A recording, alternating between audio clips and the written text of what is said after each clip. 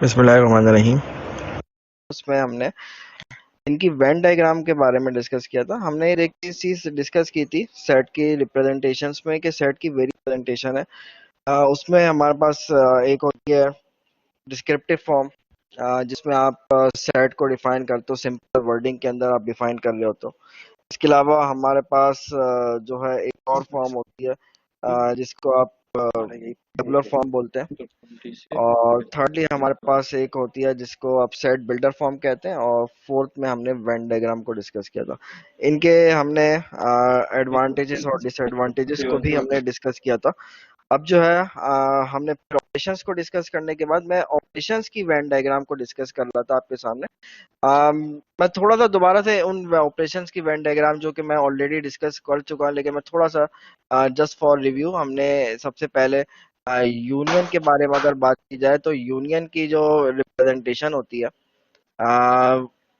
Venn diagram की form में, तो हमने कहा था कि वेन डायग्राम जब आपको बनानी है तो वेन डायग्राम बनाने के लिए आप सबसे पहले एक रेक्टेंगल फॉर्म करते हो। ये रेक्टेंगल बेसिकली रिप्रेजेंट कर रहा होता है एक यूनिवर्सल सेट को। What is mean by universal set, we have already discuss in previous class. Union अगर आप निकालना चाह रहे हैं दो सेट्स के दरमियान, तो इसका तरीकाकार ये होता है कि किसी भी सेट को रिप्रेजेंट करने के लिए हम उस पर एक सर्कल बनाते हैं कि ये एक सेट है। और इसी तरह से दूसरा सेट, मैं अगर दो सेट्स के दरमियान यूनियन निकालना चाह रहा हूँ तो ये मेरे पास दो सेट्स है, एक सेट ए के नाम से और दूसरा सेट बी के नाम से। If there is some elements common between two sets, तो हम इधर सर्कल्स तो बनाते हैं, ओवरलैपिंग बनाते हैं। यानी कि ये वो केस है जब आपके पास दो सेट्स के दरमियान इंटरसेक्शन मौजूद है। मतलब ये कि not equals to null set का मतलब है कि there is something common between these two sets.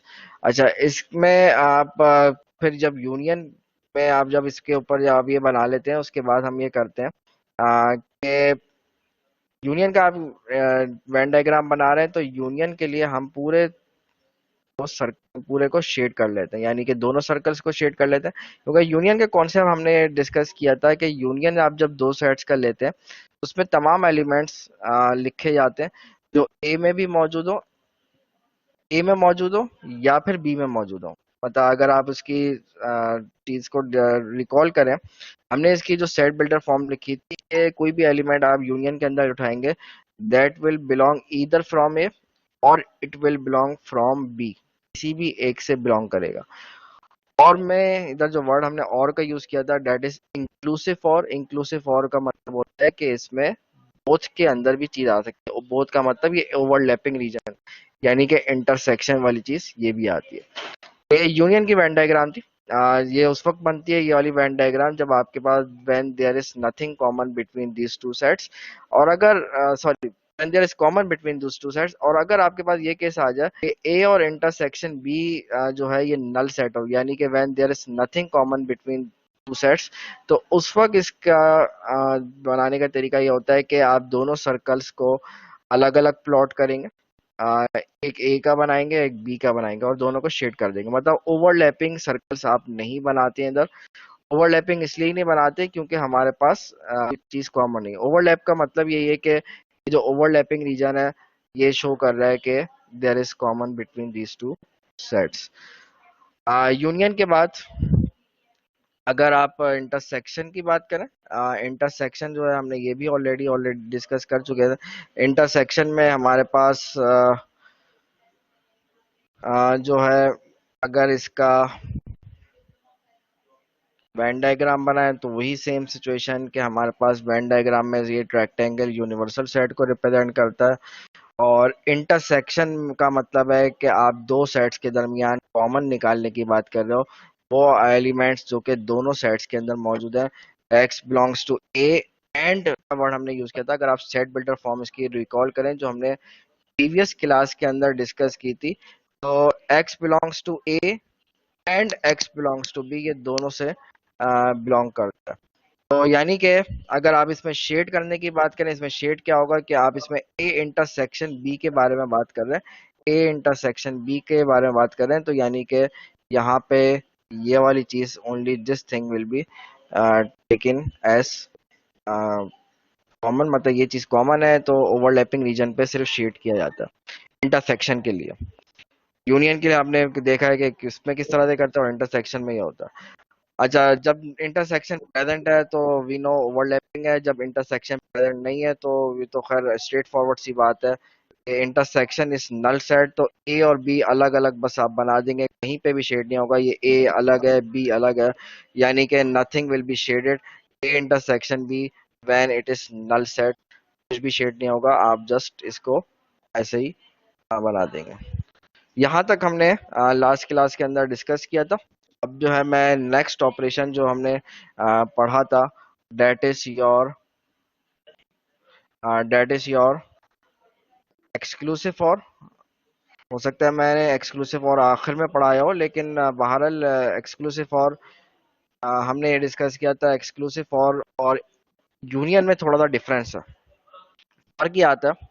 Union में को हम इंक्लूसिव फॉर भी कहते हैं, कि इंक्लूसिव फॉर का मतलब होता है कि अगर कोई चीज कॉमन है दोनों सेट्स के दरमियान, आप यूनियन में उस चीज को भी लिख रहे होते हो। जबकि एक्सक्लूसिव फॉर में सिर्फ उन एलिमेंट्स को लिखा जाता है जो कि एग्जैक्टली किसी एक सेट में मौजूद हो।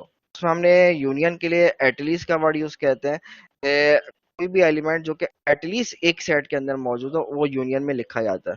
इधर हम कहते हैं कि कोई भी एलिमेंट जो कि एग्जैक्टली एक सेट में मौजूद हो उसको आप यूनियन के अंदर लेते हो। अब इसका वेन डायग्राम इसकी अगर आप बनाएं तो इसकी वेन डायग्राम आप कैसे बनाओगे, तो इसकी Venn diagram it's not a big issue. ये अगेन इसका ये आपका यूनिवर्सल सेट है, ये आपका ए हो गया, दिस इज योर बी। अब मैं क्या करना चाह रहा हूँ, एक्सक्लूसिव और के बारे में आपको पता है कि इसकी नोटेशन जो है प्लस के ऊपर सर्कल बनाया जाता है। अब इसमें शेड क्या चीज होगी, एक्सक्लूसिव और में जैसे हमने कहा है कि कॉमन चीजों को नहीं लिया जाता है, जो चीज दोनों में मौजूद हो वो नहीं लेते हैं। जो कि एग्जैक्टली किसी एक सेट में हो, या तो वो ए में मौजूद हो या फिर वो बी में मौजूद हो। इसमें फर्क है, इन यूनियन और एक्सक्लूसिव और में ये फर्क आता है। अगर आप यूनियन की वेन डायग्राम को देखें तो यूनियन की वेन डायग्राम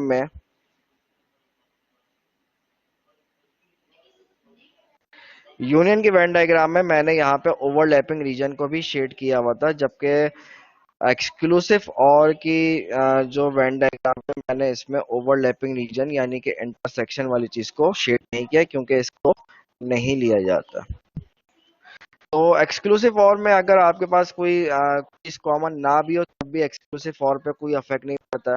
इसका आंसर वही आता है जो इस केस में आता है, ओवरलैपिंग रीजन में, क्योंकि इस पे कोई अफेक्ट नहीं पड़ रहा। यहाँ तक बातें क्लियर है?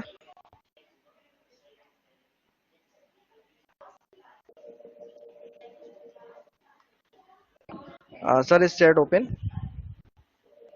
Yes sir. I think chat का ऑप्शन में बंद तो नहीं हुआ हुआ सर? मैं चेक करके बता।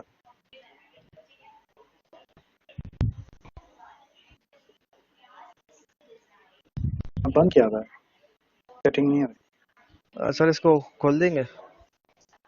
मैं ट्राई करता हूँ सर, सेटिंग में जाते नोटिफिकेशन सेटिंग में कोई ऑप्शन होता है इसमें? हैं। जी जी जी, मैं उधर ही जा।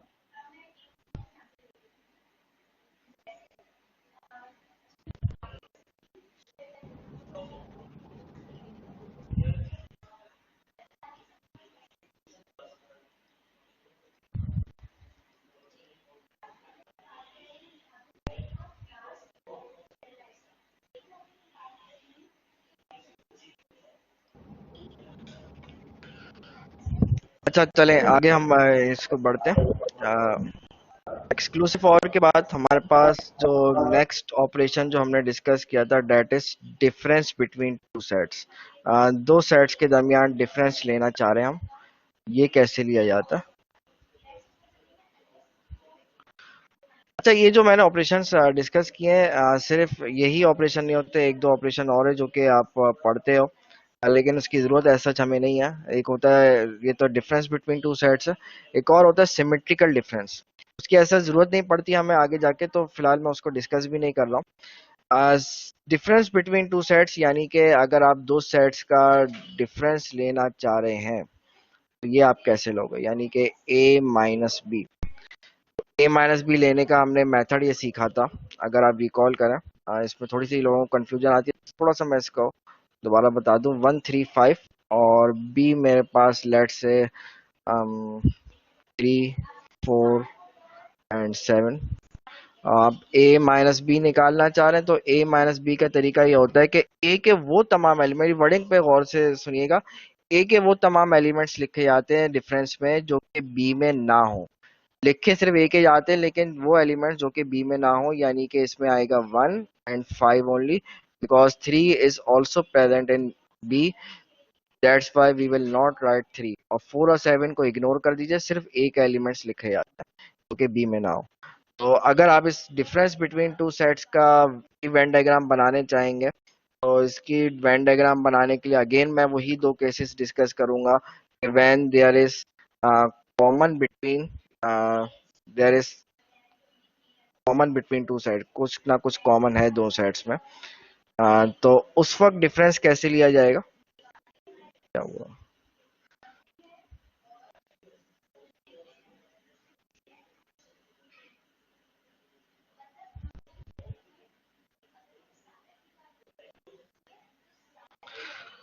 अच्छा जनाब, तो ये हमारे पास सेट ए हो गया, this is set B and this is your universal set. आप डिफरेंस लेना चाह रहे हैं दो सेट्स का, तो दो सेट्स का डिफरेंस लेने के लिए कौन से रीजन को आप शेड करेंगे। तो इसको शेड करने के लिए हमें कहा है कि ए माइनस बी में ए के वो तमाम एलिमेंट्स आते हैं जो बी में प्रेजेंट ना हो, यानी कि ए का वो वाला रीजन आप शेड कर दोगे जो कि बी से अलग है। ये ओवरलैपिंग रीजन को मैं शेड नहीं करूंगा क्योंकि ये वाला रीजन वो है जो कि बी में प्रेजेंट है।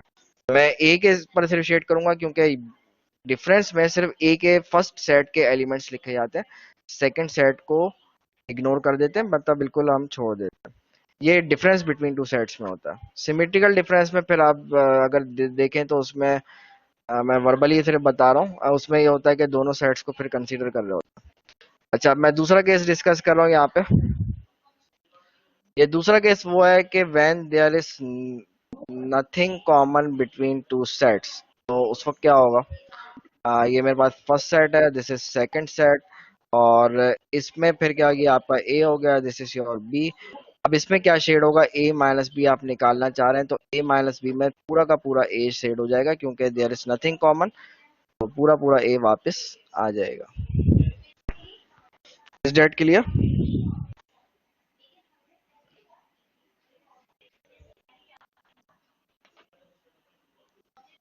यस, स्टूडेंट रिप्लाई दे रहे हैं, शेयर हो रही है मैसेज। ओके चले, थैंक यू। अब जो हम नेक्स्ट आगे बढ़ते हैं, ये नेक्स्ट ऑपरेशन जो था हमारा, डेट वाज कॉम्प्लीमेंट। कॉम्प्लीमेंट किसी एक सेट का निकाला जाता।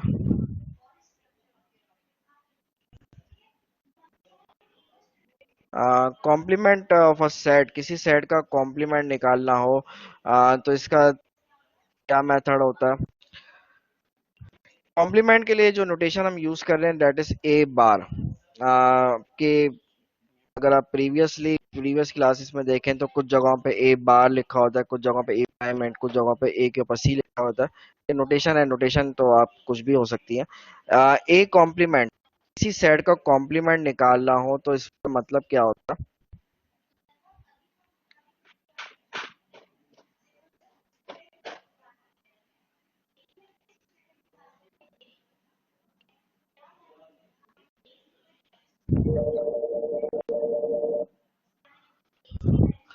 Okay, this is universal set. मुझे सिर्फ एक सेट रिक्वायर्ड है because I am taking complement of only one set, तो मैं सिर्फ एक सेट को बनाऊंगा, that is your A. What is A complement. A complement को डिफाइन हम ये करते हैं कि यूनिवर्सल सेट माइनस ए, ये इसकी डेफिनेशन है। ये सेट आपका कौन सा, this is your set A. Complement का मतलब होता है कि यूनिवर्सल के तमाम एलिमेंट्स, डिफरेंस का अगर कॉन्सेप्ट क्लियर है तो कॉम्प्लीमेंट के कॉन्सेप्ट में आपको कोई इशू नहीं आएगा। डिफरेंस में हमने कहा है कि फर्स्ट सेट के एलिमेंट्स लिखे जाते हैं जो कि सेकंड सेट में ना हो। यानी कि यूनिवर्सल के तमाम एलिमेंट्स जो कि ए में प्रेजेंट ना हो, तो यानी कि तमाम के तमाम को आप शेड कर देंगे, सिर्फ ए को आप छोड़ के बाकी पूरे यूनिवर्सल सेट पे आप शेड कर देंगे। That is complement. या दूसरे लफ्जों में अगर मैं आपसे कहूं कि व्हाट इज ए को मैं डिफाइन करूंगा universal set minus A complement. अगर मैं ए को बनाना चाहूँ तो इसमें दोनों एक दूसरे के अ, अगर ए में देखा जाए, ए में वो तमाम एलिमेंट्स होते हैं जो ए कॉम्प्लीमेंट में नहीं होते। यूनिवर्सल सेट के वो तमाम एलिमेंट्स जो ए कॉम्प्लीमेंट में नहीं होते, और ए कॉम्प्लीमेंट का मतलब है यूनिवर्सल सेट के वो तमाम एलिमेंट्स जो कि ए में प्रेजेंट ना हो। ये हमने जो है कुछ ऑपरेशंस हमने डिस्कस किए थे, उनकी हमने सेट बिल्डर फॉर्म देखी, उसकी वेन डायग्राम भी बना ली। यहाँ तक अगर किसी को कोई इशू है तो वो पूछ लीजिए।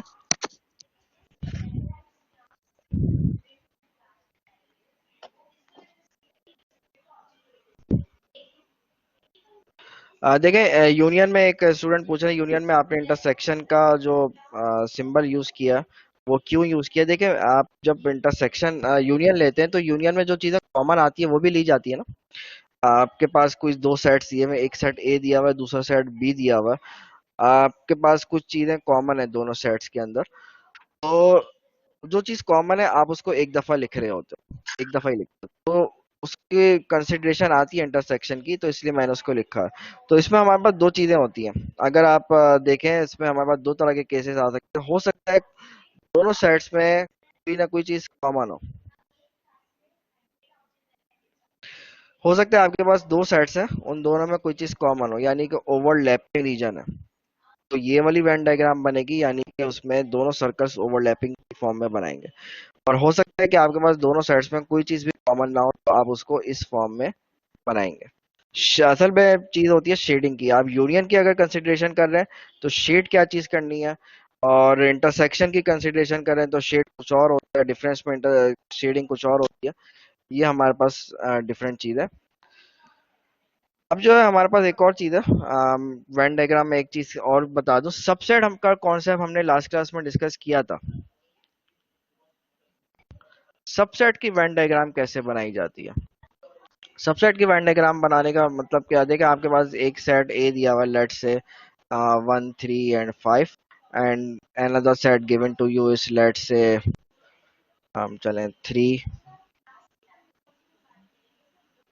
चलें 3 ओनली, 3 ले लें बस।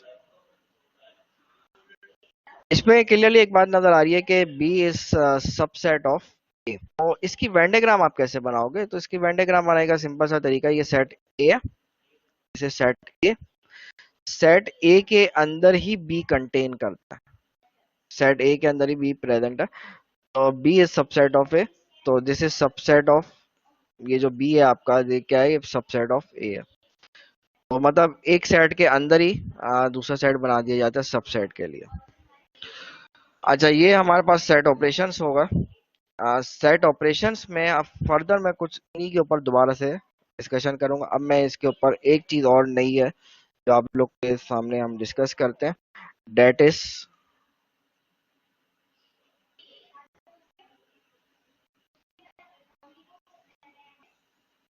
Membership table.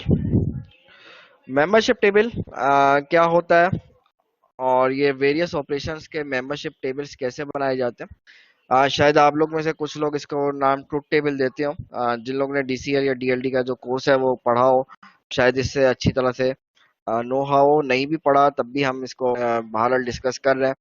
मेंबरशिप टेबल क्या होता है और किस तरह से बनाया जाता है। मैं सबसे पहले जो बात यहाँ पे करता हूँ वो है हमारे पास जो कॉन्सेप्ट है, डेट इज यूनियन। देखिए, अभी हम जितनी भी कंसिडरेशन कर रहे हैं, फिलहाल मैं दो सेट्स के ऊपर ही जो भी ऑपरेशन ले रहा हूँ वो दो सेट्स के ऊपर ही बात कर रहा हूँ। आपके पास कोई भी ऑपरेशन दो से ज्यादा सेट्स के ऊपर भी, मैं तीन सेट्स का यूनियन ले सकता हूँ, A union B union C. मैं इवन ये कि three more than three sets का भी यूनियन ले सकता हूँ। लेकिन अभी कॉन्सेप्ट देने के लिए फिलहाल मैं सिर्फ दो सेट्स से ही बात कर रहा हूँ। तो मेरे पास एक सेट ए है, दूसरा सेट बी है, इनका यूनियन लेना है। यूनियन कैसे लिया जाता है, इसका वेन डायग्राम कैसे बनती है, इसकी सेट बिल्डर फॉर्म कैसे, वी ऑलरेडी नो डेट। अब इसका मेंबरशिप टेबल क्या होता है और इसको बनाया कैसे जाता है, ये चीज हम इसको कंसिडर देखते हैं। देखिए मेंबरशिप टेबल में हम जो है कॉलम बनाते हैं, कितने सेट्स हैं, एक सेट ए, दूसरा सेट बी है। एक सेट एक कॉलम ए का बनेगा सेट ए के लिए, एक कॉलम बी बने एक कॉलम बी सेट के लिए बनेगा। अब देखें आप कोई भी एलिमेंट उठाते हो सेट से, आप उस कोई भी एलिमेंट उठा लो, अब वो element that will either belong to set और it will not belongs to, मतलब आप कोई भी सेट उठा लो, कोई भी एलिमेंट उठा लो, सॉरी, किसी भी सेट के ऊपर बात करो तो या तो वो ए से बिलोंग करेगा या फिर ए से बिलोंग नहीं करेगा। मतलब ये ट्रू और फॉल्स वाली बात आ रही है। इफ इट इज प्रेजेंट तो मैं इसको कहूंगा, इसका नाम वन या ट्रू भी कुछ लोग लिखते हैं, इसको वन से रिप्रेजेंट करेंगे। और अगर कोई चीज प्रेजेंट नहीं है तो उसको हम जीरो से रिप्रेजेंट करेंगे। तो मतलब यस और नो वाली बात है कि कोई एलिमेंट ए से बिलोंग करेगा या नहीं करेगा, या इसी तरह से बी से belong करेगा या नहीं करेगा। तो यस और नो वाली बात आ रही है। अब जब भी मेंबरशिप टेबल बनाया जाए तो उसमें सबसे इम्पोर्टेंट चीज होती है कि उसमें नंबर ऑफ रॉस कितनी बनेंगी, how many rows would be there. तो ये चीज थोड़ी गौर से देखिएगा, हालांकि बहुत बेसिक सी चीज है, भी मैंने देखा है कि लोग अजीब अजीब तरीके से मेंबरशिप टेबल बना रहे होते हैं। इसका तरीका सिंपल सा ये होता है कि टू की पावर एन, ये टू क्या रिप्रेजेंट कर रहा है, ये टू रिप्रेजेंट कर रहा है देयर आर टू ऑप्शंस, दो ऑप्शन है, या तो प्रेजेंट है एलिमेंट उस सेट में या प्रेजेंट नहीं है, ये टू उन दो ऑप्शंस को रिप्रेजेंट कर रहा है। What is n? N is representing how many sets are there, कितने सेट्स के दरमियान आप ऑपरेशन ले रहे हैं। इधर कितने सेट्स नजर आ रहे हैं, दो सेट्स हैं, तो ये टू की पावर टू। ये आपके पास टू की पावर एन बेसिकली रिप्रेजेंट क्या कर रहा है, टू की पावर एन जो है हमारे पास बेसिकली रिप्रेजेंट कर रहा है, टू की power n is basically representing number of rows कितनी होंगी मेंबरशिप टेबल में, कितनी रॉस बनानी है। तो टू की पावर टू यानी कि हमारे पास इस मेंबरशिप टेबल में there will be four rows.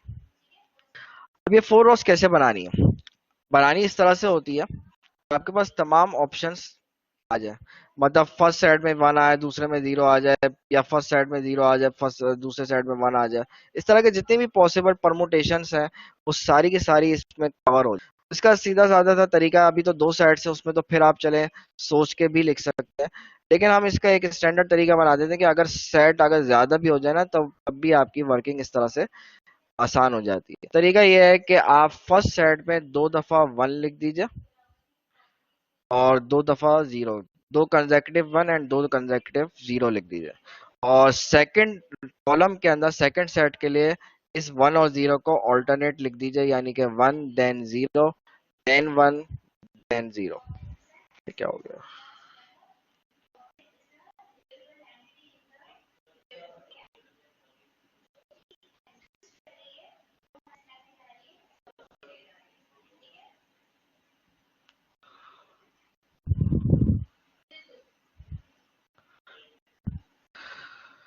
अब मैं इन दोनों सेट्स के दरमियान यूनियन लेना चाह रहा हूँ, ए यूनियन बी फाइंड करना चाह रहा हूँ, ए यूनियन बी हमें फाइंड करना। यहाँ पे जो दो कॉलम्स मैंने बनाए ये कैसे बनाए, this is very straight forward, मुझे चार रो बनानी थी, ये बात मुझे इधर से पता चल गई टू की पावर एन से। और बनाने का तरीका हमने देखा है कि फर्स्ट कॉलम के अंदर दो कंसेक्यूटिव वन लिख दें, देन दो कंसेक्यूटिव जीरो लिख दें सेकंड कॉलम में, और फर्स्ट सेकंड टाइम, और सेकंड कॉलम के अंदर ऑल्टरनेट चला दें वन जीरो वन जीरो। अब इसमें कुछ लोग ये पूछते हैं कि सर इसमें अगर दो जीरो पहले लिख दें दो वन बाद में लिख दें, कोई इश्यू नहीं है, ये कर सकते हैं, या इसको जीरो से स्टार्ट करना चाहें कर सकते हैं, कोई इशू नहीं है। असल बात होती है कि सारे परमुटेशंस पॉसिबल अरेंजमेंट्स हमारे पास आ जाए, इधर सारी पॉसिबल अरेंजमेंट्स हमारे पास आ गई है। What is the definition of union, अगर डेफिनेशन ऑफ यूनियन का कॉन्सेप्ट आपका क्लियर है तो इसका मेंबरशिप टेबल समझने में कोई प्रॉब्लम नहीं होगी। मेंबरशिप टेबल का कॉन्सेप्ट ये होता है कि आपके पास कोई भी एलिमेंट जो है यूनियन में आएगा जो कि कम से कम एक सेट में मौजूद हो। मतलब हमने कहा था कि यूनियन में उस चीज को लिखा जाता है दैट एग्जिस्ट एटलीस्ट किसी एक सेट में वो चीज आ रही है, एटलीस्ट किसी एक सेट में आ रही है। वन क्या रिप्रेजेंट कर रहा है? वन ये रिप्रेजेंट कर रहा है कोई कोई एलिमेंट है जो कि ए में प्रेजेंट है। जीरो ये प्रेजेंट कर रहा है कि कोई एलिमेंट है जो कि प्रेजेंट नहीं है। तो ए में भी वन है, बी में भी वन है, यानी कि कोई एलिमेंट ऐसा है जो कि ए में भी प्रेजेंट है एज वेल एज बी में भी प्रेजेंट है। तो इसका मतलब है कि यहाँ पे आप वन लोगे, क्योंकि कोई एलिमेंट जो कि दोनों में आता है तो यूनियन में उसको कंसीडर किया जाता है। सिमिलरली कोई एलिमेंट ऐसा है जो कि ए में प्रेजेंट हो लेकिन जीरो बी में प्रेजेंट ना हो, तो तब भी उसको वन लिखा जाता है, उसको आप यूनियन में कंसीडर करते हो। थर्डली कोई एलिमेंट ऐसा है जो कि ए में प्रेजेंट ना हो लेकिन बी में हो, किसी भी एक साइड में आ जाए तो यूनियन में वो चीज आती है। तो कोई एलिमेंट है ही नहीं, दोनों में नहीं है, ना ए में प्रेजेंट है ना बी में प्रेजेंट है, तो ऑब्वियसली वो यूनियन में भी नहीं आता।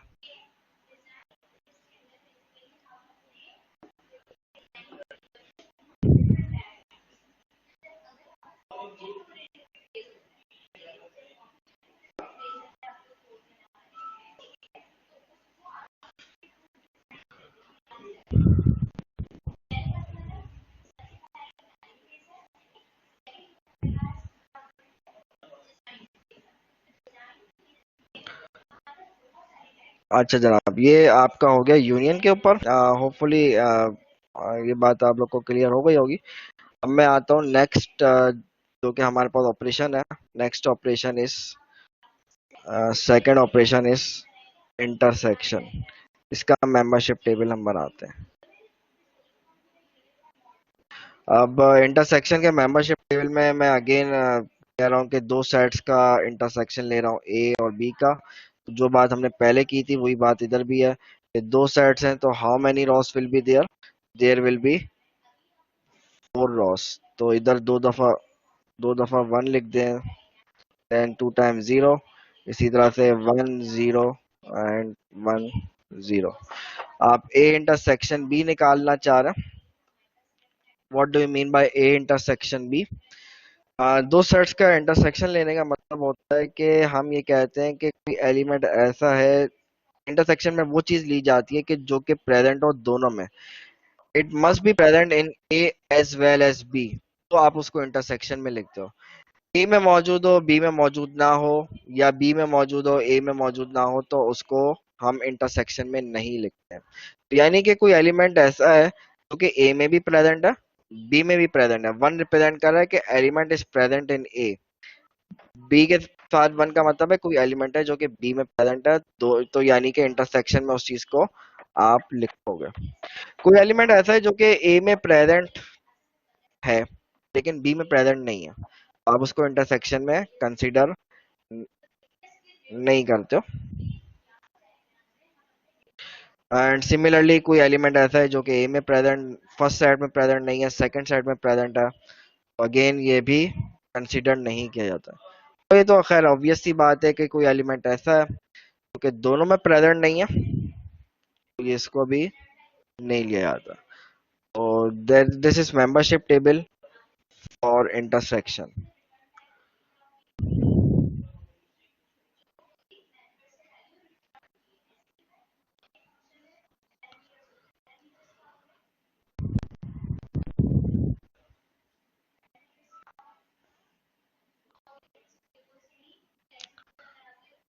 थर्ड इज एक्सक्लूसिव और।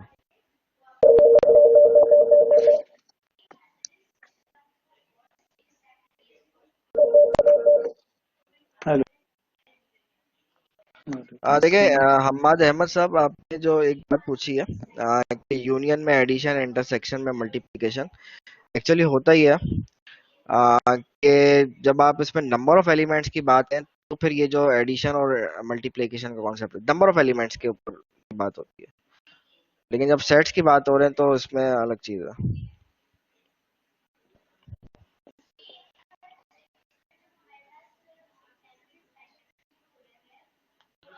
एक्सक्लूसिव और का कॉन्सेप्ट अभी दोबारा हमारे पास आ रहा है।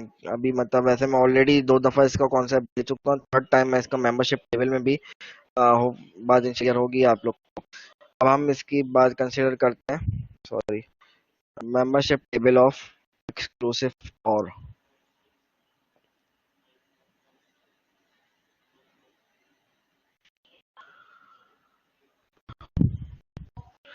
तो दो सेट्स का एक्सक्लूसिव और ले लें तो एक्सक्लूसिव और की नोटेशन इस प्लस के ऊपर सर्कल बना देते हैं।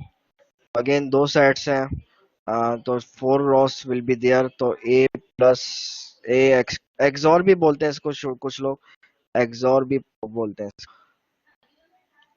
तो 1 1 0 0 एंड 0 1 0 1। एक्सक्लूसिव और के कॉन्सेप्ट ये था, तो सुन लीजिए गौर से, जिन लोग को इशू है।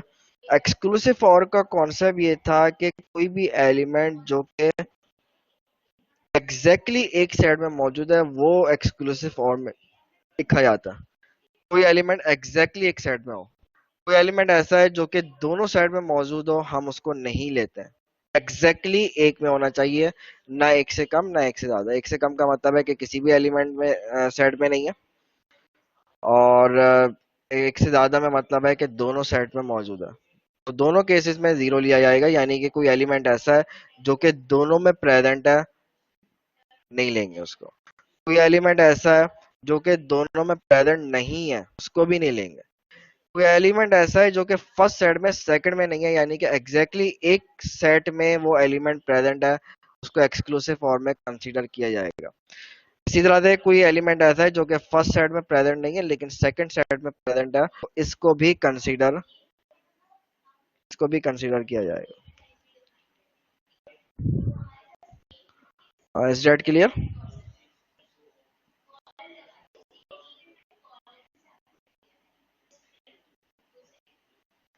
No sir. मोहम्मद इरशाद।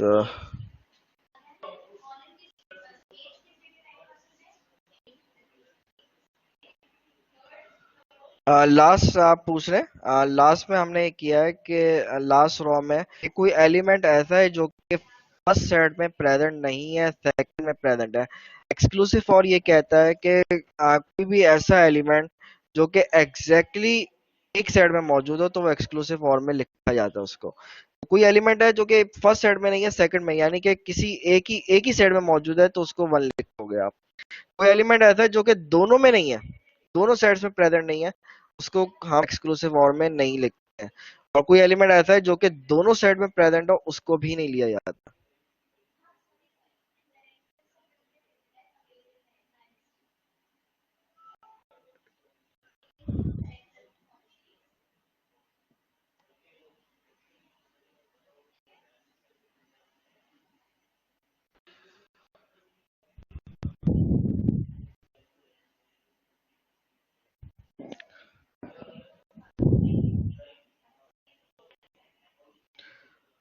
अच्छा, आफ्टर एक्सक्लूसिव और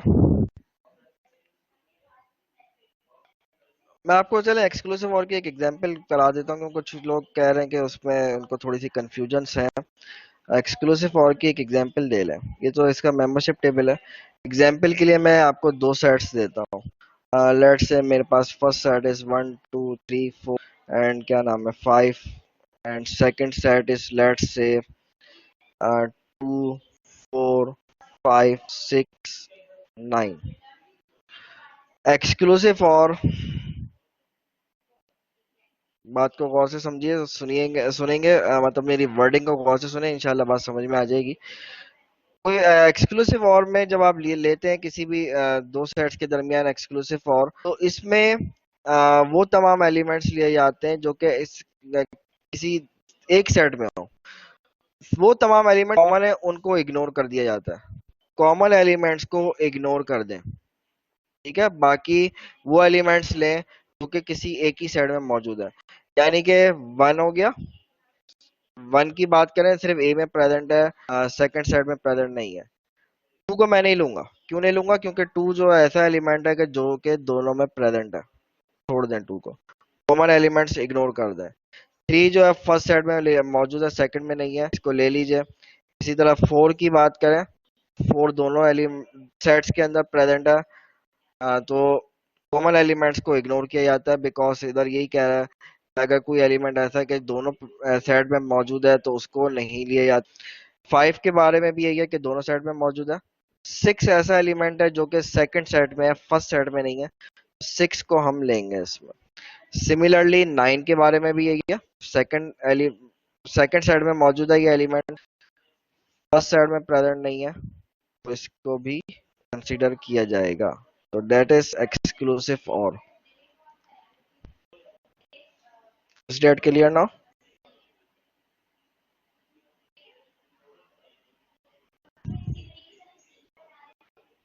चलें, अच्छी बात है,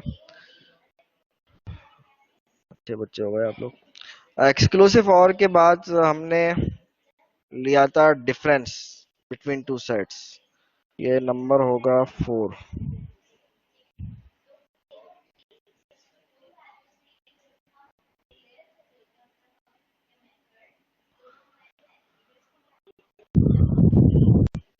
अच्छा, डिफरेंस बिटवीन टू सेट्स यानी कि ए माइनस बी मैं निकालना चाह रहा हूं, तो ए माइनस बी निकालने के लिए that is A this is B. अरे, मेमोरी बिल बनाने के लिए एक चीज ही बस जरूरी है कि वो है कॉन्सेप्ट। इस जिस चीज का भी आप मेंबरशिप टेबल बना रहे हैं, अगर आपको उस चीज का कॉन्सेप्ट क्लियर है तो मेंबरशिप टेबल को समझना या उसको बनाना कोई मुश्किल नहीं होगा। मैं इसका अगर मेंबरशिप टेबल पूछूं आप लोग से, इसका क्या होना चाहिए, इसका मेंबरशिप टेबल मुझे यहाँ पे बताएंगे। ए माइनस बी के बारे में थोड़ा दोबारा रिकॉल करें। ए माइनस बी में होता ये है कि ए के वो तमाम एलिमेंट्स लिखे जाते हैं जो बी में प्रेजेंट ना हो। लिखे ए के एलिमेंट्स से आते हैं जो कि बी में प्रेजेंट ना हो। मेंबरशिप टेबल में क्या क्या आएगा?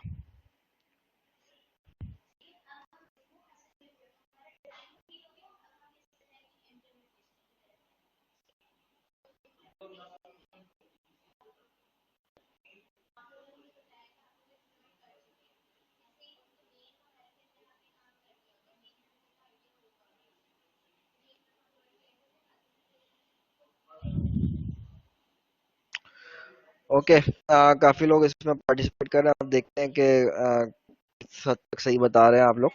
इसको अब रीड करते हैं। कोई ऐसा एलिमेंट है जो कि दोनों में प्रेजेंट है, कॉमन एलिमेंट्स डिफरेंस में आते हैं, नहीं आते। कॉमन एलिमेंट्स डिफरेंस में आप नहीं हो। कोई एलिमेंट ऐसा है जो कि फर्स्ट सेट में मौजूद हो। ए माइनस बी में होता है कि कोई एलिमेंट ऐसे एलिमेंट्स आते हैं जो कि फर्स्ट सेट में प्रेजेंट हो लेकिन सेकंड सेट में वो प्रेजेंट ना हो। तो फर्स्ट सेट में मौजूद है लेकिन सेकंड सेट में नहीं है, तो आप इसको कंसीडर करोगे। कोई एलिमेंट जो है फर्स्ट सेट में प्रेजेंट नहीं है लेकिन सेकंड में है, इसको भी हम माइनस में नहीं लिखते। X not belongs to B, यानी कि बी में मौजूद है लेकिन फर्स्ट में नहीं है, तब भी उसको नहीं लिया था। तो ये तो खैर अंडरस्टूड सी बात है, कोई एलिमेंट दोनों में नहीं है तो ये चीज आ गई। तो अच्छी बात है, मेजोरिटी ने इस बात का सही आंसर दिया। आई थिंक सभी ने आंसर सही दिया, एक आध ने शायद थोड़ा सा इसमें।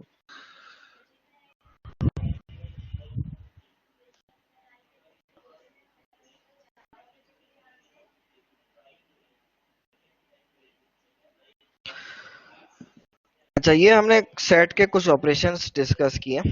अब सेट की कुछ आइडेंटिटीज भी होती हैं और बड़ा इंपॉर्टेंट टॉपिक है जो मैं अब डिस्कस करने जा रहा हूँ। ये आपके लॉजिकल इक्विवेलेंस में भी ये काम आएगा।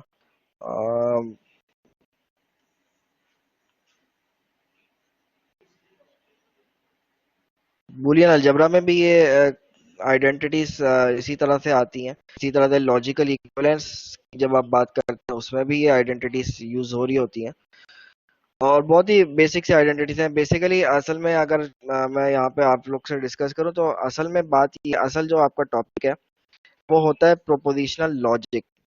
असल टॉपिक से मुराद ये है कि basic foundation is prepositional logic. बाकी के जितने भी टॉपिक्स आगे जैसे सेट थ्योरी हो गई या बूलियन अलजेब्रा, वो प्रोपोजिशनल लॉजिक से ही निकाली गई है, मतलब उसी कॉन्सेप्ट के एनालॉगस होते हैं वो सारी चीजें।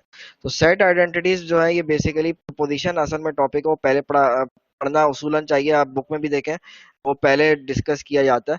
लेकिन हम सेट से इसलिए स्टार्ट करते हैं क्योंकि सेट ऐसी चीज होती है जो कि एलिमेंट्री क्लासेस में आप लोग पढ़ते रहे हैं, तो इससे आप बात स्टार्ट करें, फिर उसी तरह से हम कहते हैं कि जिस तरह सेट में हो रहा है इसी तरह से प्रोपोजिशनल लॉजिक में भी इसी तरह से कॉन्सेप्ट यूज हो रहा होता है, इसलिए हम इसको कंसीडर कर रहे होते हैं यहाँ पे पहले। तो set identities, what do you mean bye identities? Identity का आप लोग अक्सर वर्ड भी यूज करते रहे, ट्रिग्नोमेट्रिक आइडेंटिटी होती है, या किसी भी चीज में जैसे सेट आइडेंटिटी है, जरूरी नहीं कि हमेशा ट्रिग्नोमेट्रिक ही हो, सेट की भी आइडेंटिटीज होती है। What do you mean bye identity? मुझे इसकी इंग्लिश ट्रांसलेशन नहीं बताइएगा कि शनाख्त को बोलते हैं, वो चीज नहीं है। मैं मैथमेटिकल पॉइंट ऑफ व्यू से आइडेंटिटी किस चीज को बोलते हैं?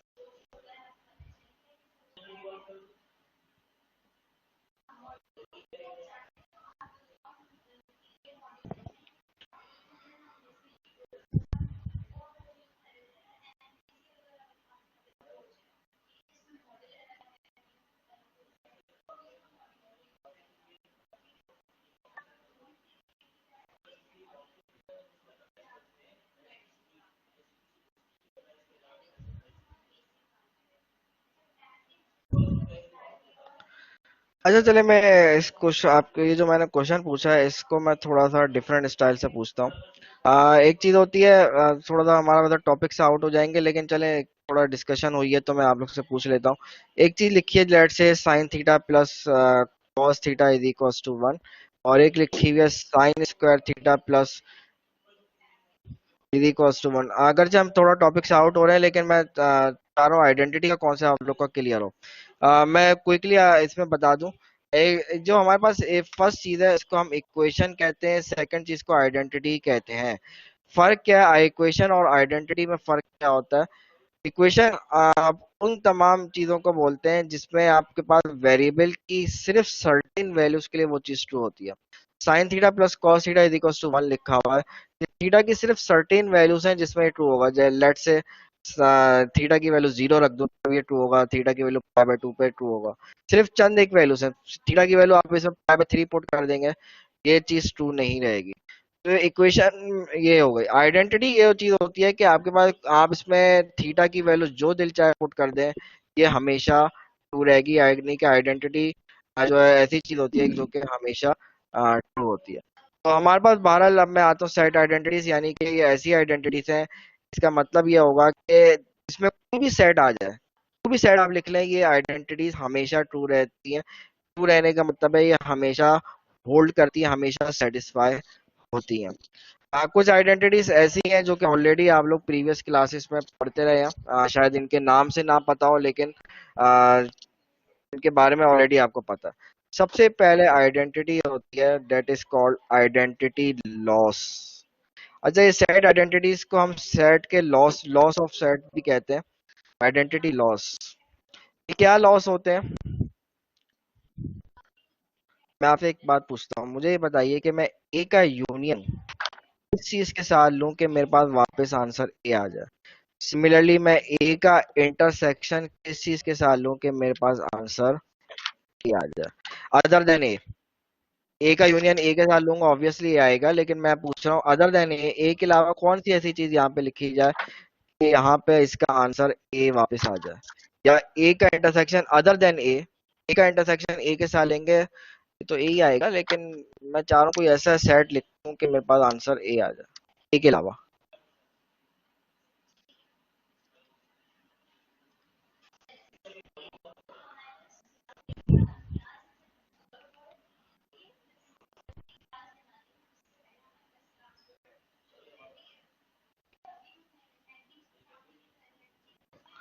देखें, बिल्कुल सही कह रहे हैं। कुछ लोग ने इसमें बात की कि ए का यूनियन आप अगर नल सेट के साथ लेंगे वापस आंसर ही आ जाएगा। मतलब एक यूनियन का मतलब क्या होता है, दो सेट्स को एक मर्ज कर देना ना। तो ए को मैं मर्ज कर रहा हूँ एम्प्टी सेट के साथ, ऐसा सेट जिसमें कुछ भी मौजूद नहीं है, तो जाहिर सी बात है इन दोनों को मर्ज करूंगा तो वापस ए वापस आएगा। ए का यूनियन, ए सॉरी, ए का इंटरसेक्शन का इसके साथ लेके वापस ए आंसर आ जाए, तो यूनिवर्सल सेट में इधर जो है ना यू को थोड़ा इस फॉर्म में बना रहा हूँ ताकि यूनियन और यूनिवर्सल में आप कंफ्यूज ना हो। ए का इंटरसेक्शन यूनिवर्सल सेट के साथ आप लोगे तो वापस ए आएगा। तो यानी कि ये हमारे पास ये जो फाई है, इसके बारे में हम ये कहते हैं कि phi is called identity with respect to union. ये जो ऐसी ये जो चीज लिखी है, ये बिल्कुल ऐसा ही है जैसे मैं आपसे कहूं कि यार ये बताओ कि मैं टू टू में मैं क्या चीज ऐड करूं कि वापस आंसर टू आ जाए, तो आप कहेंगे जीरो। इसी तरह मैं आपसे बोलूं कि ये बताओ कि यार टू में मैं क्या चीज मल्टीप्लाई करूं कि आंसर टू आ जाए, तो आप कहेंगे वन। तो जीरो के बारे में आप क्या कहते हो कि zero is called additive identity और one is called multiplicative identity. मतलब इधर भी यही चीज है कि five is identity with respect to, इधर एडिटिव आइडेंटिटी क्योंकि इधर एडिशन का सिंबल यूज हो रहा है इसलिए इस जीरो को एडिटिव आइडेंटिटी नाम देते थे आप, और इधर मल्टीप्लिकेशन का सिंबल यूज हो रहा है इसलिए इसको मल्टीप्लिकेटिव आइडेंटिटी का नाम देते हैं। इसी तरह से यूनिवर्सल सेट के बारे में कहते हैं कि universal set is identity with respect to intersection.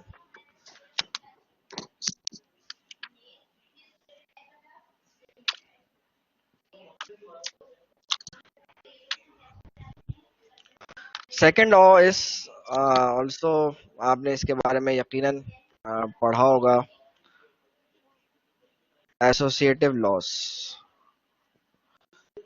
Associative loss कौन से होते हैं, मैं सारे लॉस इधर नहीं लिखूंगा आपको, फिर बाद में मैं टेबल शो कर दूंगा कुछ लॉस लिख के, क्योंकि ये टाइम कंज्यूमिंग चीज है सारे लॉस लिखना। लेकिन ये है कि ये जितने भी लॉस हैं ये आपको टिप्स के ऊपर याद अगर होंगे तो आपको लॉजिकल इक्विवेलेंस के जो आगे हम प्रूफ वगैरह के टॉपिक्स करेंगे उसमें फिर आपको परेशानी नहीं होगी। ये लॉस आपको टिप्स के ऊपर याद होने चाहिए कॉन्सेप्ट के साथ, आपको परेशानी नहीं होगी। तो ए का यूनियन बी यूनियन सी, इसमें आप देखें ब्रैकेट से अंदर और ब्रैकेट के बाहर सेम सिंबल है। एसोसिएटिव लॉ ये कहता है कि ब्रैकेट जस्ट इंटरचेंज कर दो, A union B union C, या फिर ए का इंटरसेक्शन बी इंटरसेक्शन सी ले लें, इसमें भी ब्रैकेट इंटरचेंज कर दें, यानी कि A intersection B intersection C, इसमें भी जस्ट ब्रैकेट इंटरचेंज हो रहा है। This are called associative laws. ये भी ऑलरेडी आप लोग प्रीवियस क्लासेस में पढ़े होंगे यकीनन, फिजिक्स में भी जब वेक्टर्स पढ़ाए जाते हैं उसमें भी है, और ऐसे सेट थ्योरी में भी पढ़ाया जाता है ये। इसके अलावा होता है एक और लिख लेते हैं, एक दो चार और लिख रहा हूँ फिर मैं आपको इसका टेबल ही शो कर दूंगा। Commutative loss.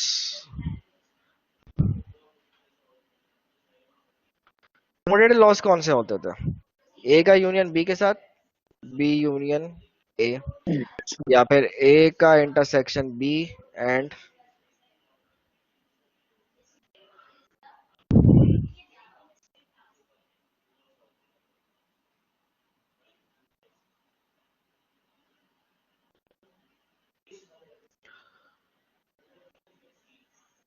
एक दो और लिख लेता हूँ मैं जो है उस पे आता हूँ उस पे। अब मुझे एक चीज और बताइए, एक होता है कॉम्प्लीमेंट लॉस, मैं इसको थोड़ा डिस्कस करना चाह रहा हूँ। कॉम्प्लीमेंट लॉस क्या होता है, कॉम्प्लीमेंट लॉस में मैं अगेन कॉन्सेप्ट वाइज आप लोग से पूछूंगा।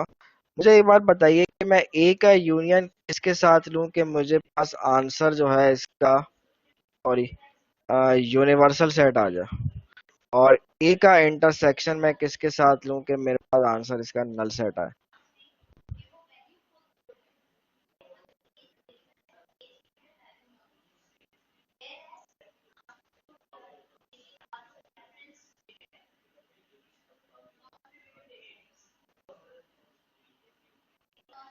अब डिस्ट्रीब्यूटिव लॉस भी होते हैं, मैं लिख नहीं रहा हूँ लेकिन बहरहाल वो होते हैं। अभी मैं ये वाला पूछा मैंने आपसे,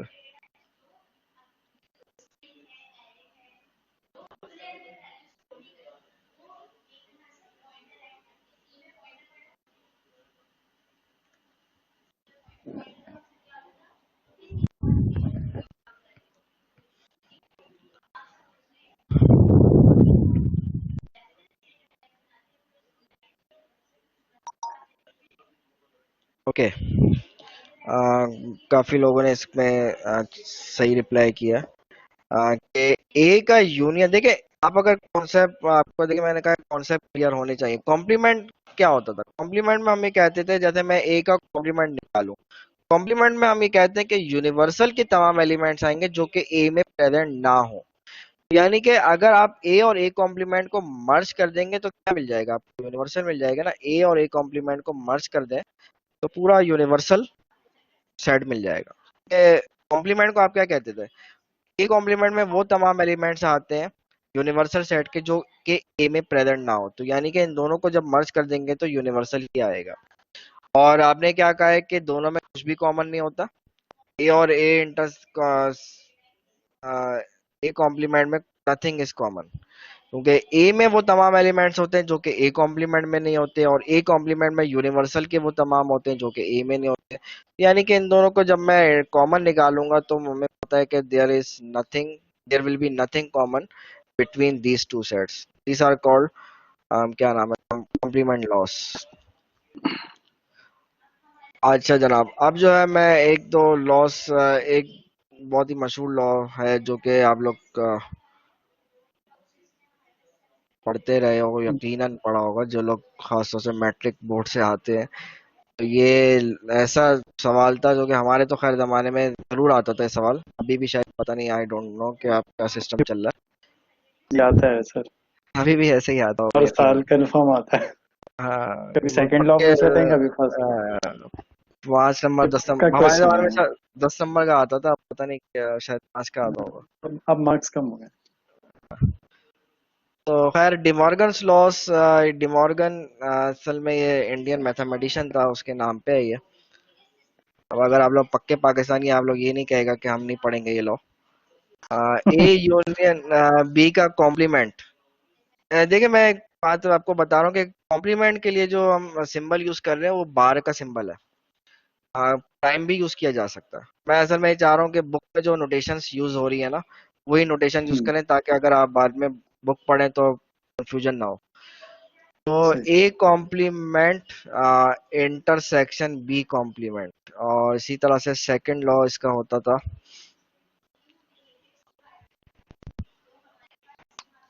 ए कॉम्प्लीमेंट यूनियन बी का कॉम्प्लीमेंट। मतलब एक तरीके से ये हो रहा है कि यूनियन जो है इंटरसेक्शन में कन्वर्ट हो रहा है आफ्टर कॉम्प्लीमेंट, और इंटरसेक्शन यूनियन में कन्वर्ट हो रहा है।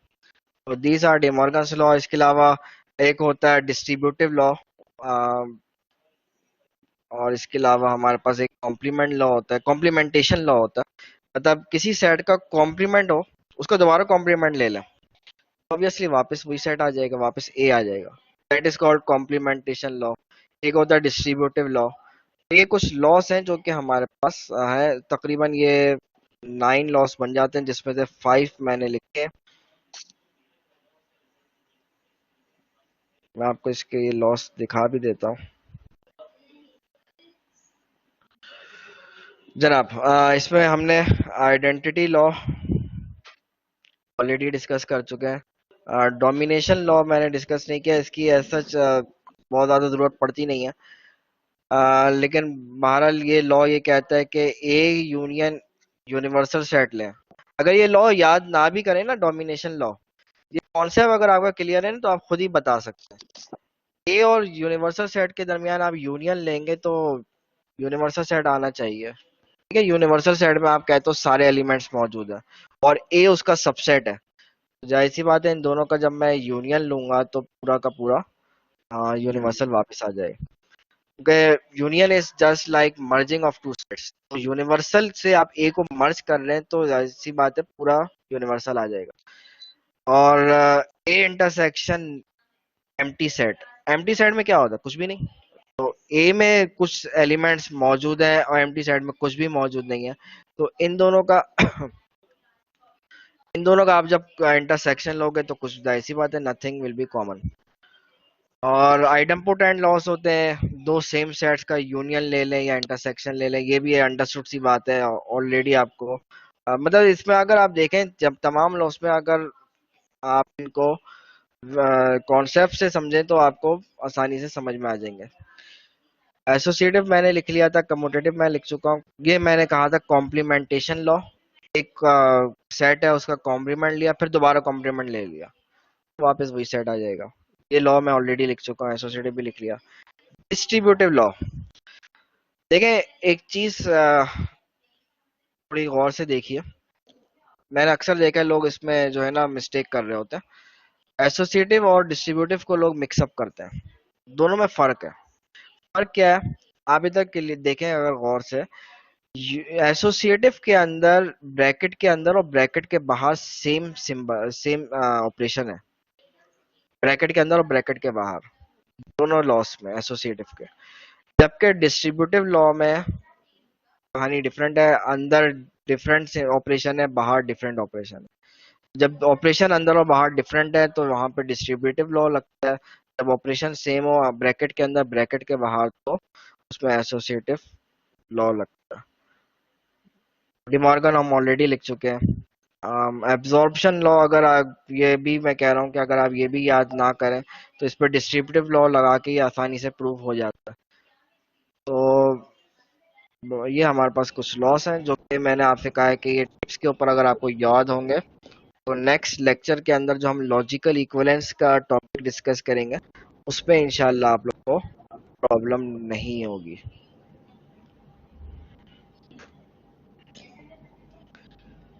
अभी तक जो चीजें मैंने डिस्कस की हैं उसमें अगर कोई क्वेश्चन है पूछ लीजिए।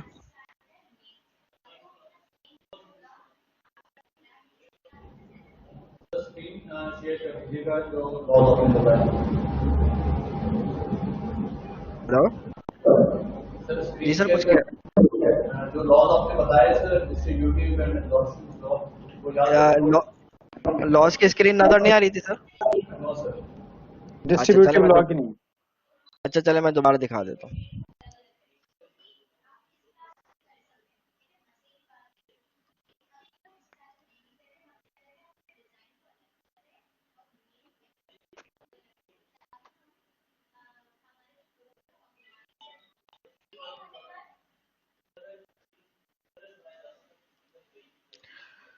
आई think is it visible?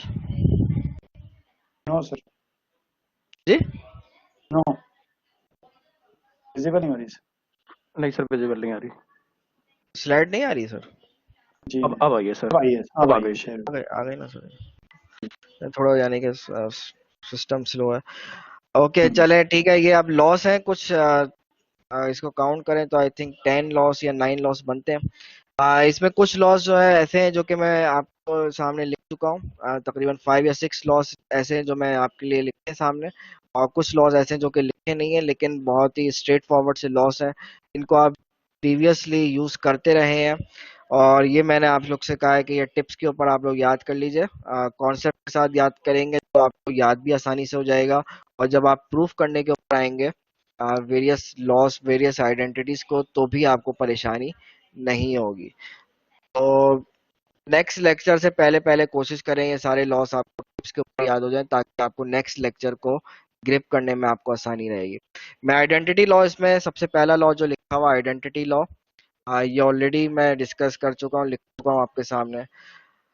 Domination law, domination law मैंने वैसे डिस्कस किया बता था दिया आप लोग से, बताया था, लेकिन शायद स्क्रीन उस वक्त शेयर नहीं हो रही थी। इसमें मैंने कहा था कि यूनिवर्सल सेट एक है और एक है ए, सेट ए। सेट ए हमें पता है कि this is subset of universal set. तो यूनियन क्या होता है, दो सेट्स का मर्ज कर रहे होते हैं आप, यूनिवर्सल से उसका सबसेट मर्ज करोगे क्या आएगा, पूरा यूनिवर्सल आ जाएगा ना। जी। इसी तरह इसी तरह से आप अगर नल सेट की बात करें, नल सेट क्या मतलब है, nothing is then in that set, कुछ भी नहीं है उस सेट में। आप उस सेट का इंटरसेक्शन लो ए के साथ, एक ऐसे सेट के साथ जिसमें कुछ मौजूद है। तो जब इंटरसेक्शन लोगे एक सेट में कुछ भी नहीं है, एक दो चीजें मौजूद हैं तो कुछ कॉमन नहीं आएगा, ये भी एक क्लियर कॉन्सेप्ट वाइज बात है। और आइडेम्पोटेंट लॉ, अगेन दो सेम सेट्स का यूनियन लो या सेम सेट का इंटरसेक्शन लो। सेम सेट्स, तो इसका मतलब है कि सेम सेट ही आएगा वापस। ये भी कॉन्सेप्ट वाइज चीज है। कॉम्प्लीमेंटेशन लॉ ये भी मैंने नहीं लिखा है क्योंकि ये भी बहुत स्ट्रेट फॉरवर्ड जो है लॉ है कि सेट है, उसका कॉम्प्लीमेंट लिया, उसका दोबारा कॉम्प्लीमेंट ले लेंगे, वापस ये आ जाएगा। कम्यूटेटिव लॉ मैं लिख चुका हूँ, एसोसिएटिव लॉ भी लिख चुका हूँ। डिस्ट्रीब्यूटिव लॉ और एसोसिएटिव लॉ के बारे में मैंने कहा था कि इसमें थोड़ा सा ध्यान से काम कीजिएगा। एसोसिएटिव लॉ में होता यह है कि ब्रैकेट के अंदर और ब्रैकेट के बाहर जो आप ऑपरेशन यूज करते हैं, data that is same operation आप यूज कर रहे होते हैं। जबकि डिस्ट्रीब्यूटिव लॉ के अंदर आपके पास ब्रैकेट के अंदर जो ऑपरेशन है और बाहर जो ऑपरेशन है वो डिफरेंट ऑपरेशन होता है। तो थोड़ा सा काम को गौर से आंखें खोल के कीजिएगा। लोग इसमें काफी ज्यादा गड़बड़ करते हैं। डिमॉर्गन लॉ तो खैर आप इससे वाकिफ ही हैं, ये मैं लिख भी चुका हूँ। बाकी एब्जॉर्प्शन लॉ ऐसा लॉ है, ये वाला लॉ ऐसा है जिसके बारे में कहूंगा कि आप याद ना भी करें, ये आसानी से प्रूव हो जाता है बाय यूजिंग डिस्ट्रीब्यूटिव लॉ, तो इसकी ऐसा इतनी जरूरत नहीं है। बाकी लॉस फिर भी याद होनी चाहिए आपको।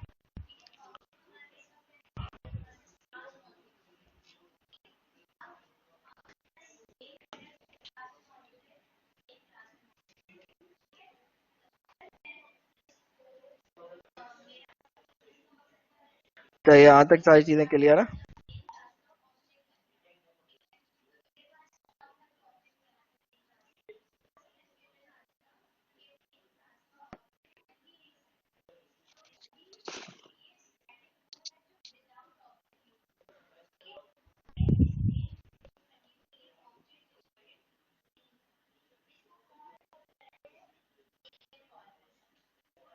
जी सर, अनस रिप्लाई साहब कुछ करिए स्टूडेंट।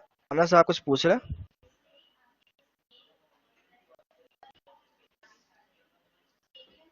ये यूज कैसे होंगे ये आगे जाके हम अभी डिस्कस, आज की क्लास में तो हमें नहीं डिस्कस कर पाएंगे।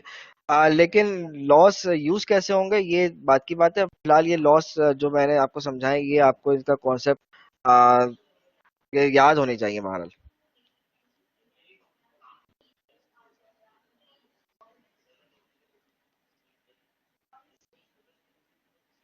अभी क्लास खत्म नहीं हुई, अभी मैं और चीजें इसमें डिस्कस कर रहा हूँ।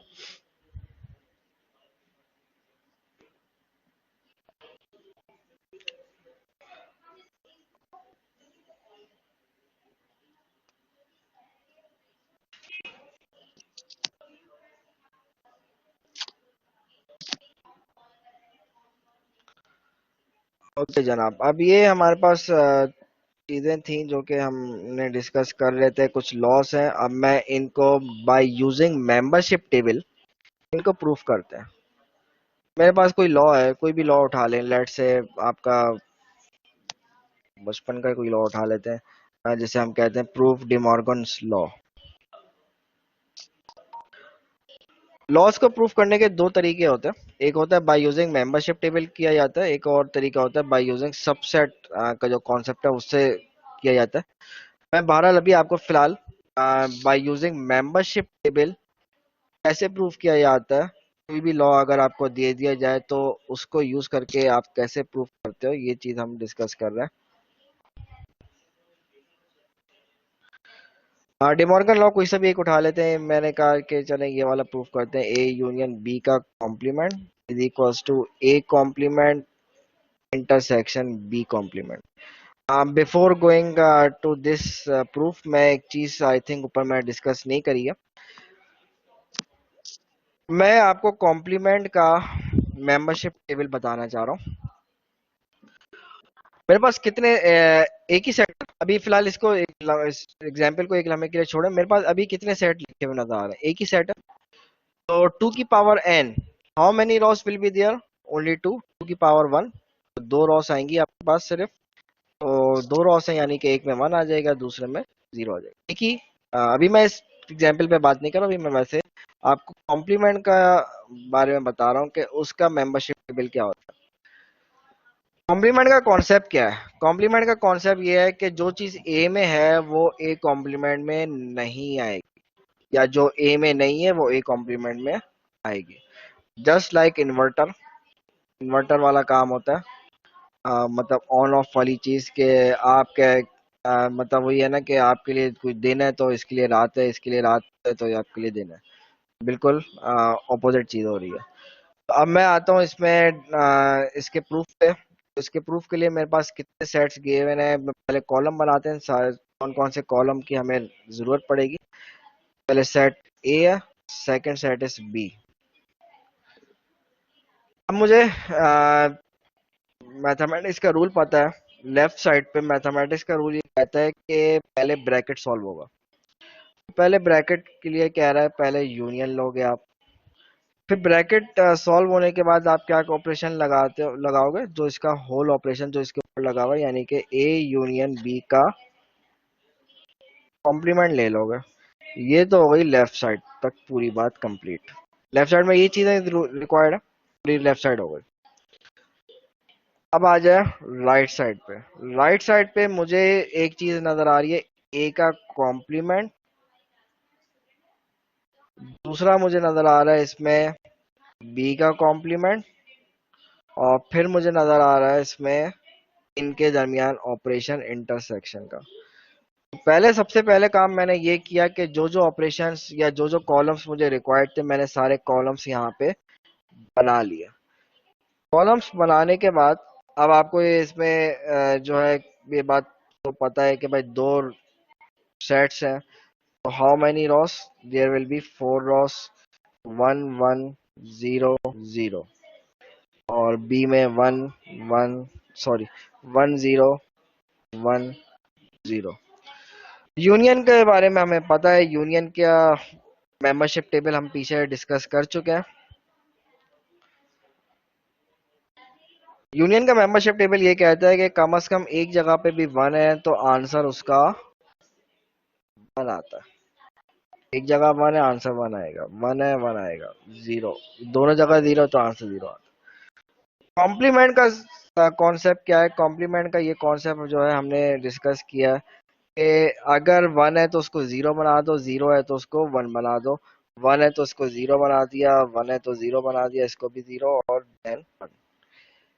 ए का complement, where is A, first column में ए है, उसका कॉम्प्लीमेंट ले रहा हूँ।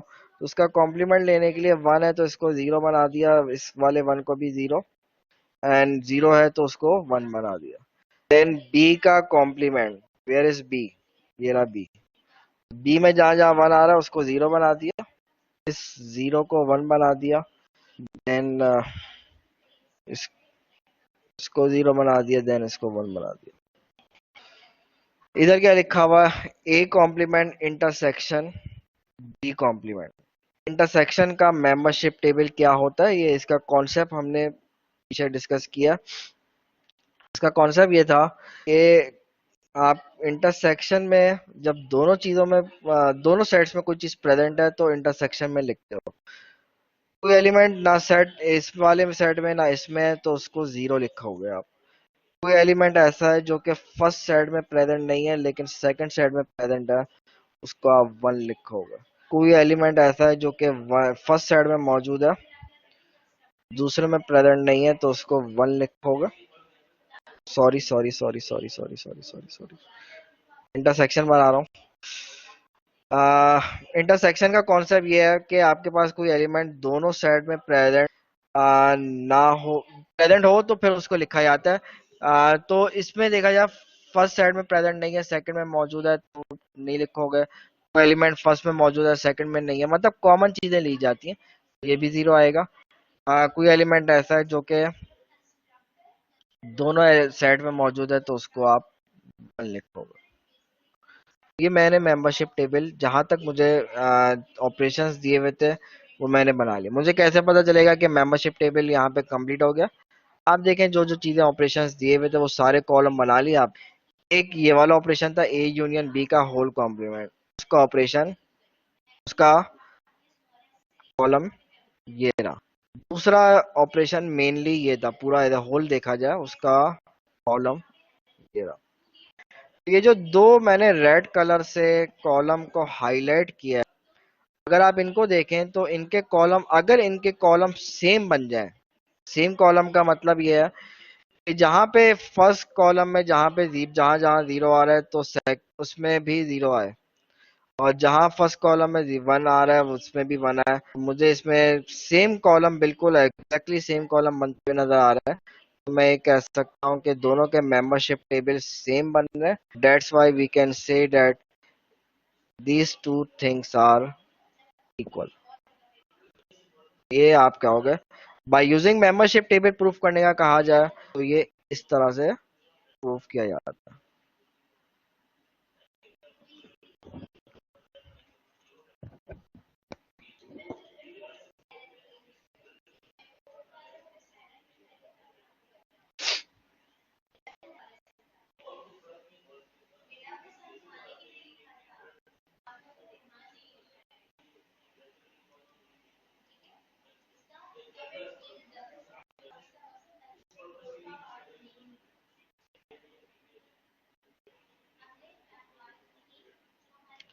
जी अनस कुछ कह रहे हैं यार, आप सर के आगे कुछ लिख भी दिया करें।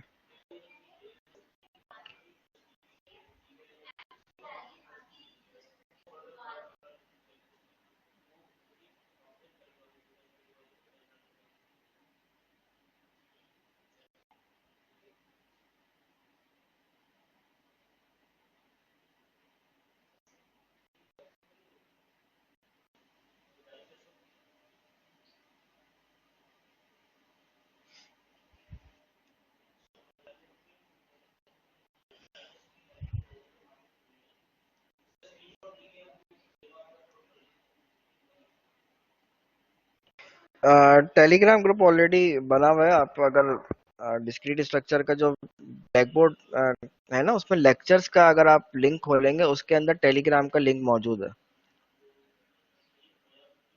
स्लाइड्स भी जो अभी तक मैं अपलोड कर चुका हूँ, दो लेक्चर्स की अपलोडेड।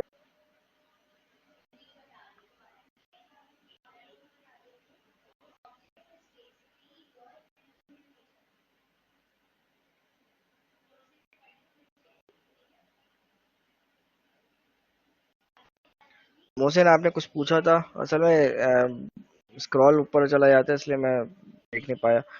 अच्छा, आपने पूछा प्रूफ करने के कितने तरीके थे। प्रूफ करने के इसमें हम हमारे पास एक तो तरीका यही है मेंबरशिप टेबल, और दूसरा तरीका होता है बाय यूजिंग लॉस। जो ऑलरेडी नोन लॉस है उनको यूज करके आप प्रूफ करते हो। बेसिकली सेट थ्योरी के अंदर अगर आप प्रूफ करने की बात करें तो थ्योरी में हम बाय यूजिंग सबसेट के कॉन्सेप्ट को यूज करके हम प्रूफ कर रहे होते हैं। वो सबसेट को यूज करके कैसे प्रूफ किया जाता है अभी फिलहाल मैं वो नहीं कर रहा। मैं अभी मेंबरशिप टेबल के ऊपर ही बात कर रहा हूँ। मैं चाह रहा हूँ कि इसका कॉन्सेप्ट आपका थोड़ा सा स्ट्रांग हो जाए, फिर हम आगे बात करते हैं। तो मैंने लॉ आपको प्रूफ करवाया, एक और लॉ कर लेते हैं। इसमें आपके पास दो सेट्स यूज होते हैं। मैं कोई ऐसी एग्जाम्पल भी करा देता हूँ जिसमें सॉरी, जिसमें आपके पास तीन सेट्स यूज हो रहे हो। ऐसी एग्जाम्पल भी ऐसा हमने नहीं किया अभी तक। जितने भी हमने मेंबरशिप टेबल बनाए तो सारे मेंबरशिप टेबल के अंदर,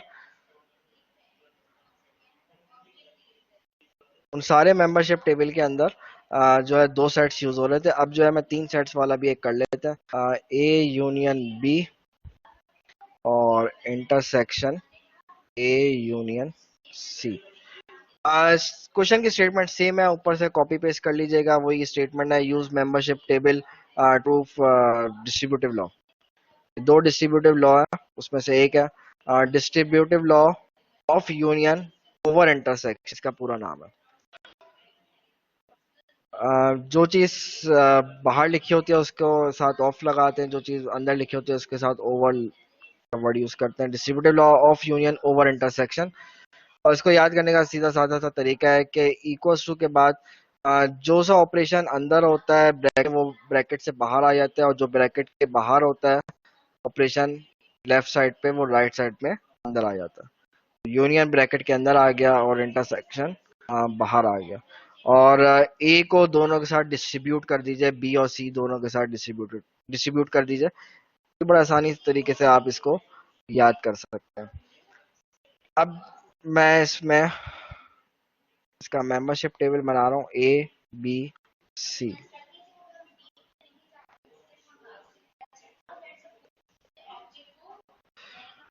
अब हाउ मैनी रॉस, कितनी रॉस आएंगी इसमें, और टू की पावर एन होता है। टू इधर रिप्रेजेंट करता है कि कितने ऑप्शन है हमारे पास, कोई एलिमेंट प्रेजेंट होगा या नहीं होगा, यानी कि वन और जीरो, दो ऑप्शन है हमारे पास। टू की power n number of sets कितने, थ्री है, तो यानी कि eight rows will be there. अभी तक चार रॉस वाले काम किए थे, अब एट रॉस वाला काम कर रहे हैं। हमें यहाँ पे वन जीरो की सेटिंग इस तरह से करनी होती है कि तमाम पॉसिबल परमुटेशंस, तमाम possible arrangements of one and zero cover हो जाए। तो एक तो तरीका है कि आप उसमें ध्यान से खुद ही जाए। एक तरीका ये है कि आप जो है ना सीधा साधा ये करें कि फर्स्ट सेट, फर्स्ट कॉलम के अंदर फोर टाइम्स वन लिखें, जब तीन सेट्स हैं उस वक्त बता रहा हूँ, four times one and four times zero. इसी तरह से सेकंड कॉलम में दो वन, देन दो जीरो, फिर two one, then two zero. और थर्ड कॉलम में ऑल्टरनेट लिख दीजिए, one zero, one zero, one zero and zero. ये आपके पास सारे के सारे पॉसिबल कॉम्बिनेशन जितने भी हो सकते हैं सारे इस तरह से आ जाते हैं। आपको बजाय इसके कि एक एक को आप तलाश करके लिखें, सारे पॉसिबल कॉम्बिनेशंस इधर वन जीरो के बन जाते हैं। अब देखें हमारे पास लेफ्ट साइड में क्या क्या रिक्वायरमेंट्स है। लेफ्ट साइड पे मेरे पास रिक्वायरमेंट है बी इंटरसेक्शन सी की।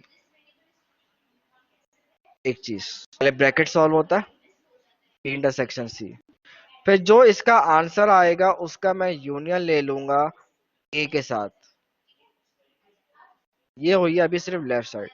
राइट साइड में क्या जरूरत पड़ेगी वो हम बात की बात अभी, पहले इसको लिख लेते हैं। बी इंटरसेक्शन सी, इंटरसेक्शन में मेंबरशिप टेबल में क्या कॉन्सेप्ट होता है, इसका कॉन्सेप्ट आपका होना चाहिए। इंटरसेक्शन के केस में मेंबरशिप टेबल ये कहता है कि जब दोनों वन होंगे तो आंसर वन आएगा, अदरवाइज जीरो आएगा। ये बी और सी दोनों वन है तो आंसर वन आ गया। ये जीरो होगा, ये भी जीरो होगा, ये भी जीरो होगा। इसमें अगेन दोनों वन है, ये वन है, ये जीरो हो जाएगा, ये भी zero and this is also zero. Intersection में जो कॉन्सेप्ट हमने पहले पढ़ा कि कोई एलिमेंट जब दोनों में प्रेजेंट हो, यानी कि बी और सी दोनों वन हो तो आंसर वन आता है, और कोई सा एक भी जीरो हो जाए, कोई सा एक भी जीरो हो जाए तो आंसर जीरो हो जाता है। ये बी इंटरसेक्शन सी आ गया। अब बी इंटरसेक्शन सी जो इसका आंसर आया उसका फर्स्ट कॉलम ए के साथ उसका यूनियन ले लीजिए। यूनियन लेने में मेंबरशिप टेबल क्या कहता है कि कोई सा एक भी वन हो जाए तो उसका आंसर वन आएगा। तो देखा जाए ये भी वन है, बी इंटरसेक्शन सी का फर्स्ट रो ये भी वन है, ए की फर्स्ट रो ये भी वन है, कोई सा एक भी वन हो जाए तो आंसर वन। ए में इधर वन मौजूद है तो ये वन, ये भी वन आ जाएगा because here is one, here is zero. और फोर्थ वन इज वन, ये भी वन आ जाएगा।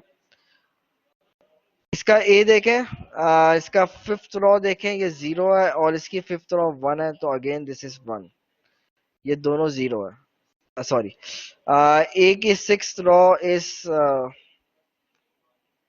सिक्स रो इज जीरो, और ये भी जीरो है तो ये भी जीरो आ जाएगा। और इसकी सेवेंथ रो की देखें तो ए की सेवेंथ रो में जीरो आ रहा है, इसकी सेवेंथ रो में भी जीरो आ रहा है, और एट रो में भी दोनों जगह पे जीरो है। तो ये आपने लेफ्ट साइड कंप्लीट कर ली।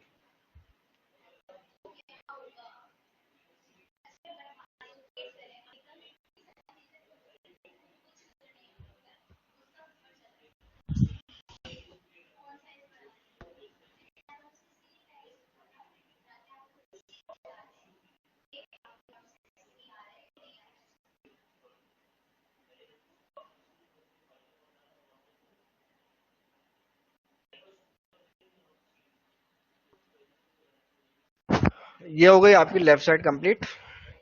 अब आ जाए राइट हैंड साइड पे। राइट हैंड साइड पे हमें दो ब्रैकेट्स नजर आ रहे हैं। First bracket is A union B, second bracket is A union C. Then operation इन दोनों ब्रैकेट्स के दरमियान इंटरसेक्शन का है, यानी कि A union B intersection A union C. पहले ए यूनियन बी का के ऊपर वर्किंग कर लेते हैं। ए यूनियन बी यानी कि ए और बी के ये कॉलम्स हैं, इनके दरमियान यूनियन लेना है। यूनियन ये कहता है कोई सा एक भी वन हो जाए तो आंसर वन आएगा, ये वन। ठीक है भाई। अब इसमें देखें ये भी वन आ रहा है, ये भी वन होगा, देन 2 टाइम्स 0 आ जाएगा।